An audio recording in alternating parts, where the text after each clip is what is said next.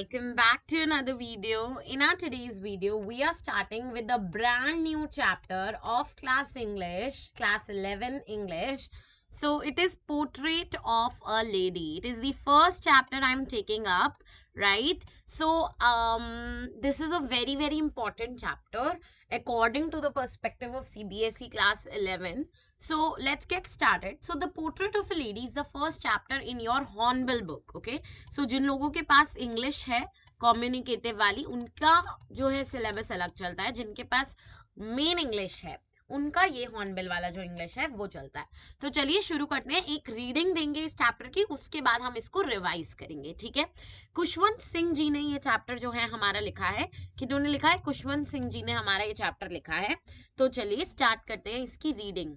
My grandmother, like everybody's grandmother, was an old woman.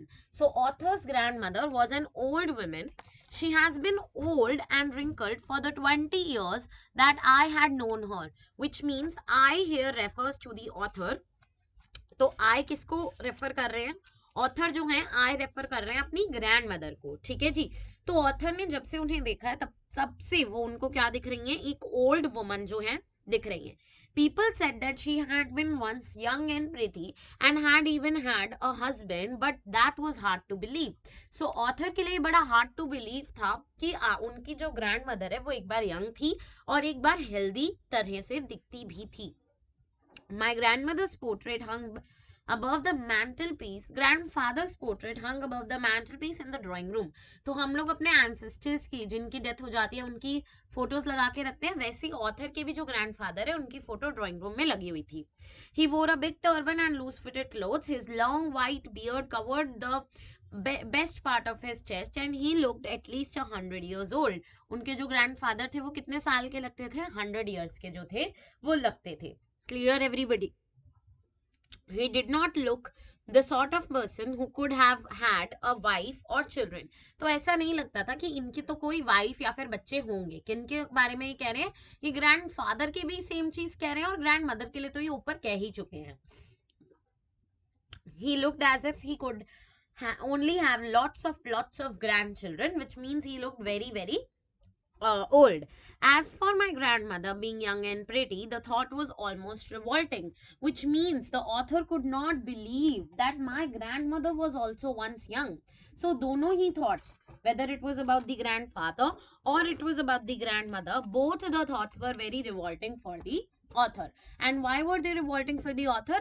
As he had never seen them in such a condition where they looked pretty or they looked that they have children or a husband and a wife. All right, you can underline this line, as you can be using this in your phrases, right, when you're framing your answers.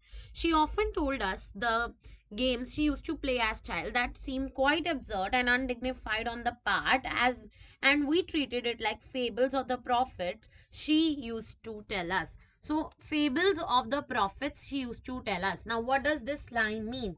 Fables of the prophets. See, this is one line you have to underline and then I'm going to tell you what it is meaning. So basically,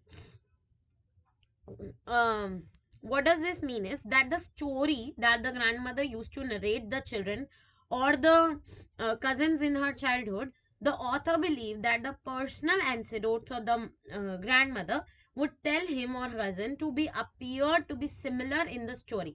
So basically, what does this mean was that the stories of grandmother was about youth and beauty. ठीक है, बहुत ज़्यादा youth और beauty के बारे में थे वो, and it was very hard to believe as author thought that grandmother would never be young, है ना, she would never have been young. All right. She had always been short, fat, and slightly bent. Her face was crisscross of wrinkles, running from everywhere to everywhere. No, we were certain she had always been as we had seen her. So basically, according to the poet and according to the author, not the poet, according to the author and his cousins, it was like जैसा हमने देखा है उनको old वैसा ही वो हमेशा से दिखती होंगी. ऐसा तो नहीं हो सकता. ठीक है. Old, so terribly old that she could not have grown older and had stayed at the age for 20 years. So they thought that she had been like that for 20 years. Okay, she could never had been pretty, but she was always beautiful. She could pretty. Now see, there is a difference between pretty. Pretty means external beauty and beautiful means internal beauty. All right, everybody. She hovered about the house in spotless white with one hand resting on her waist, balance her stoop, and other telling the roads of beads of rosary. So, what is beads of rosary and spotless white? These are two things which are often questioned. Spotless white, I'm going to tell you. Spotless white was that her the sari which she was wearing, it was so pretty, it was so white, it was so spotless. There were no spots on her sari, and she always used to keep one hand on her waist in order to support her waist, and the second hand was always in the beads of rosary. Beads of rosary, mala japte hai na, mala, Ram Ram Ram Ram Ram Ram Ram Ram, वो जो beads of rosary are that mala. Okay, her silver locks are hair. This is also often questioned. The silver locks were scattered untidily over her pale puckered face, and her lips constantly moved in inaudible prayer. तो उनकी जो lips थे वो inaudible prayer में move करते थे. Yes, she was beautiful. She was like the winter landscape in the mountains, an expanse of pure white serenity, breathing peace and contentment. So she was very pretty. She was very beautiful. Why beautiful? Because beautiful signifies the internal beauty, right? So she was beautiful. She was like the winter landscape in the mountains, an expanse of pure white serenity, breathing peace and contentment. All right, next. My grandmother and I were good friends. Now, who were good friends? The author and the grandmother. My parents left me with her when they went to live in the city, and we were constantly together. So, who were constantly together? The grandmother and the grandchild, right? She used to, and the grandchild is author Khushwant Singh. She used to wake up in the morning and get me ready for school. She said her morning prayer in a monotonous sing song while she bathed and dressed me in the hope that I would listen and get to know it by heart. So the grandmother thought that the author would learn the prayer, the inaudible prayer which she used to sing in a very monotonous way, that he thought that actually the grandmother thought that the author would learn it right by heart. I listened because I loved her voice but never bothered to learn it. So the author had no intention to learn the prayer, but he had been listening to her because he loved the grandmother's voice. Then she would fetch my wooden slate, which she had already washed and plastered with yellow chalk, a tiny earthen pot, and a red pen, tie them all in a bundle, and hand it to me. After a breakfast of a thick stale chapati with a little butter and sugar spread on it, we went to school. She carried these stale chapatis with her for village dogs also. So the chapatis which were stale, completely stale, they were also carried for the village dogs. My grandmother always went to school with me because the school was attached to the temple. So grandmother always used to go with the author, as the school which was there, which was completely attached to the temple. Okay, now the priest taught us alphabet and the morning prayer, while the children sat on rows on either side of the veranda singing the alphabet or the prayer in a chorus. So what happens was, there was a veranda and all the children were sitting there and singing the prayer and also learning about the alphabets. When we both had finished, so the when the prayer of the grandmother was finished and the author's school was finished, we would walk back together. This time the village dogs would meet us at the temple. So here the village dogs would meet us at the temple. They followed us at the home, growling and fighting with each other for the chapatis we threw to them. So the dogs would fight amongst each other and they would follow them to the house, growling and fighting with each other as they threw chapati towards the dogs. When my parents, now this is an important area, you have to focus here. Okay, when my parents were comfortably settled in the city, they sent for us.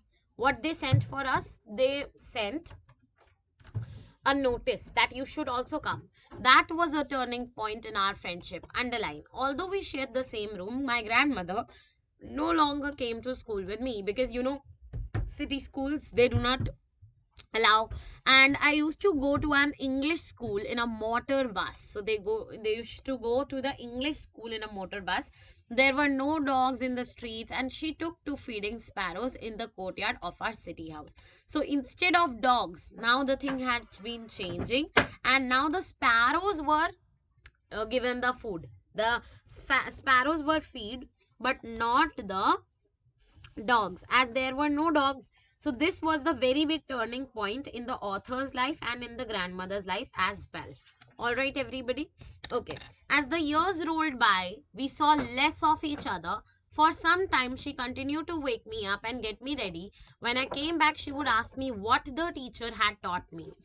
I would tell her English words and little things of Western science and learning, the law of gravity, Archimedes' principle, and the world being round. This made her unhappy because she could not help her grandson with the lessons. She did not believe in the things they taught at the English school and was distressed that there was no teaching about God and scriptures. So, God was not being taught, scriptures were not being taught. One day, I also told her that we were being given music lessons. She was very disturbed. Who was disturbed? The grandmother was very, very disturbed. To her, music had lewd association. So, music was not a very cultural part of the thing, according to grandmother. It was the monopoly of harlots and beggars and not meant for gentle folk. So basically, according to grandmother, it was the work, music was the work, music was for beggars and harlots, not for the normal people, right? Especially not for the children. She said nothing, but her silence meant disapproval. She rarely talked to me after that. तो उनकी जो silence थी वो disapproval दिखा रही थी, और इसके बाद उनकी जो बातें थी अपने ग्रैंडसन से वो बहुत ही कम हो गई थी. When I went up to the university, I was given a room of my own.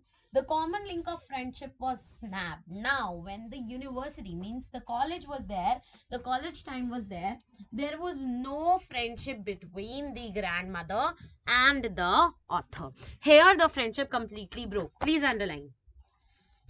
My grandmother accepted her seclusion with resignation. So she accepted the fate. Okay, she accepted that now the grandson has to grow and he has to go also, right? So she accepted the fate. She rarely left her spinning wheel to talk to anyone. So she was always on the spinning yarn. Okay, from sunrise to sunset she sat by her wheel and recited prayers. Only in the afternoon she relaxed for a while to feed the sparrows. While she sat in the veranda breaking the bread into little birds, hundreds of little birds collected, creating a veritable bedlam of chirpings. So the birds used to come, and now the grandmother sat in the veranda all the day, and there was absolutely nobody to talk to her. She did not talk to anybody. She was always by the spinning wheel. Only sometime in the afternoon she used to go to the sparrows. Some came and perched on her legs, often others on the shoulder. Some even sat on her head. She smiled and she never shooed them away. It used to be the happiest half hour of the day. So this half hour was the happiest half hour of the grandmother's day, as there was somebody to feel her emotions. Okay, so some sparrows would sit on her head, some on shoulder, some on the waist, everywhere, right? When I decided to go abroad for the further studies, I was sure my grandmother would be upset. I would be away for 5 years, and at her age no one ever could tell that she would be there when he would come back or not, right? So it was very uncertain. She was not even sentimental. But my grandmother was not, जो उनकी grandmother थी वो sentimental भी नहीं थी कि 5 साल बाद आएगा अब whatever. तो she was very fine with it. She came to leave me at the railway station but did not talk or show any emotion.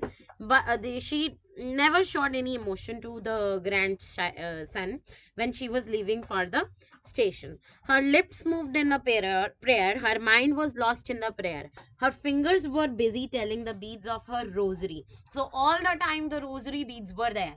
Okay, silently she kissed my forehead, and when I left, I cherished the moist imprints as perhaps the last sign of physical contact between us. So, the last sign of physical contact was at the railway station, according to the poet. According to the author. Because the author thought that now I might not be able to see her because she is so old that she might pass away. Alright, everybody? Okay, moving on. But that was not so. After 5 years, I came back and was met by her at the station. So the grandmother came to take the author at the station. She did not look a day older. So as a day she looked. तो जैसी वो थी वैसी ही वो लग रही थी. She still had no time for words, and while she clapped me in her arms, I could hear her reciting the prayers. Even on the first day of my arrival, her happiest moments with her sparrows, whom she fed longer and with frivolous rebukes. So the sparrows were often there. They were not often, they were the best part of grandmother's whole day. And now she also fed them longer and with frivolous rebukes. Frivolous rebukes means like it's you can say like in a silly manner, okay, in a silly and very casual manner. Okay, now in the evening a change came over. She did not pray. Now this was the day where she was acting very unusual.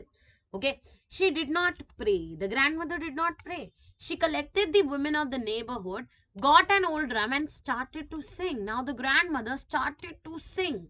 This was a very unusual day for the author and family. For several hours, she thumbed the sagging skins of the dilapidated drum. What happened was, now this was a very unusual day, as she was just singing and not doing her prayers, and sang of the homecoming of the warrior, which means she was singing for her grandson. That was the first time I had known her for that she did not pray.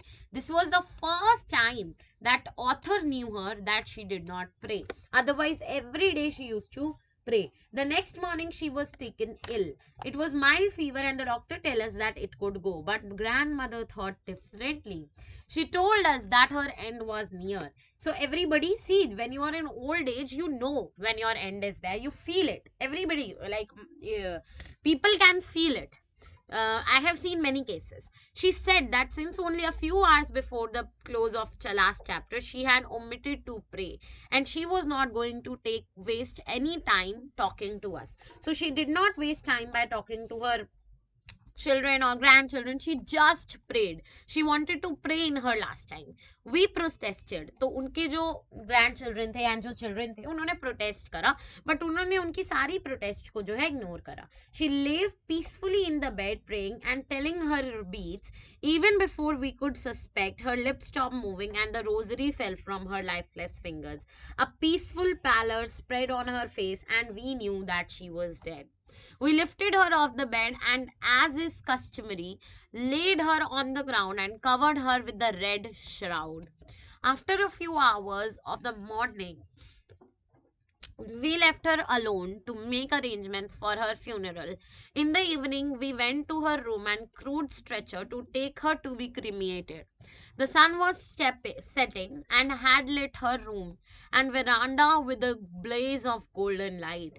We stopped halfway in the courtyard, all over the veranda and in her room, right up to where she lay dead and stiff wrapped in the red shroud. Thousands of sparrows sat scattered on the floor. There was no chirping. Just a second, everybody.